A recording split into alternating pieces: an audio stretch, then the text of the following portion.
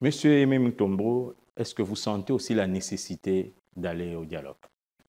Oui, c'est important. Vous savez, la personne que Dieu a placée à la tête de ce pays, le chef de l'État actuel, Félix Tshisekedi, dès la prise du pouvoir, a fait le tour chez les 9 voisins. Vous savez, l'objectif, c'était laquelle? La paix. Harmonisation des bonnes relations voisinage. Et depuis, Félix Tshisekedi a toujours eu sa main tendue pour être en bonne relation avec tout le monde. Mais le mal maintenant qui se pose, la question qui se pose, mon cher frère, c'est l'hypocrisie de certains politiques en République démocratique du Congo. Parce que Tshisekedi est là, le pays doit être à terre. Parce que Tshisekedi est là, le pays doit brûler. Non. La présidence est périodique. Nous sommes pendant les mandats de Félix Tshisekedi. Ces mandats se termineront en 2028. On ne sait pas qu'est-ce que Dieu nous réserve après, mais pour le moment, c'est lui. Si le ciel ne voulait pas qu'il soit là, je vous dis que Tshisekedi ne serait pas au pouvoir. En ce moment où nous parlons. C'est-à-dire, tout ce qui s'est fait, c'est par la volonté du Très-Haut. Alors, le mal qui est ici, Tshisekedi est pour le dialogue.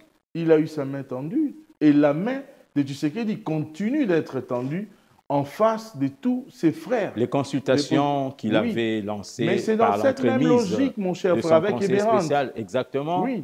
Il n'y a pas eu consensus autour. Les catholiques aussi et l'Église du Christ au Congo ont un certain problème avec l'Union sacrée qui refuse de donner son quitus. On a aussi les églises des réveils qui veulent aussi entrer dans l'initiative. Il y a l'ancien président de la République qui consulte à Goma. Mais finalement, qui doit piloter cette affaire pour qu'il y ait consensus? Parce que vous venez de suivre dans l'élément que s'il n'y a pas consensus autour, il risque d'avoir d'autres groupes armés après. Oui. Que la sagesse de Dieu continue d'inspirer notre chef de l'État comme cela se fait. Mais j'ai parlé ici de l'hypocrisie. Imaginez-vous ici, nous avons entamé cette émission ici en parlant de la signature de l'accord. Mais il y a des gens qui ont mis beaucoup de paquets d'argent pour aller faire des lobbying aux États-Unis pour que cet accord ne soit pas signé. Est-ce que vous savez ça? Oui. Les Katumbi, les Kabila et consorts. Quand Tshisekedi disait aux gens que c'est Joseph Kabila qui était derrière le M23 et l'AFC, les gens n'ont pas cru. Les gens n'ont pas cru à Tshisekedi. C'est quelques temps après. Vous savez, aujourd'hui, après un temps, j'ai compris que Félix Tshisekedi, c'est un prophète qui est toujours compris en retard. Il a dit, en sortant de sa convalescence à Belgique avec notre confrère Christian Lusakweno, les gens ont dit non, il racontait ça. Mais Joseph Kabila après, il demande des preuves. Il demande des preuves.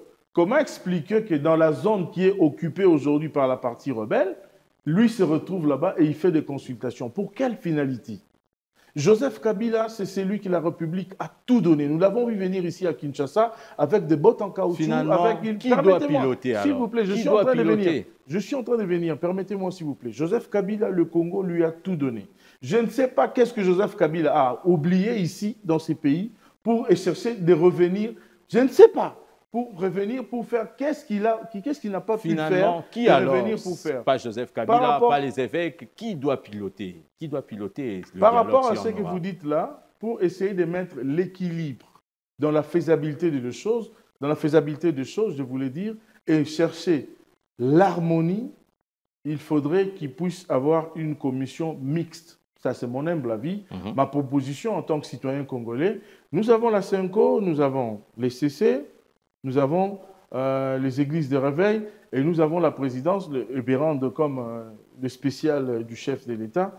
Alors, par rapport à toutes ces parties, le chef de l'État, ce n'est pas pour rien qu'il a dit lors de la dernière rencontre avec les gens de la CENCO qu'on devait mettre en place une commission pour approfondir. C'est dans ce sens-là.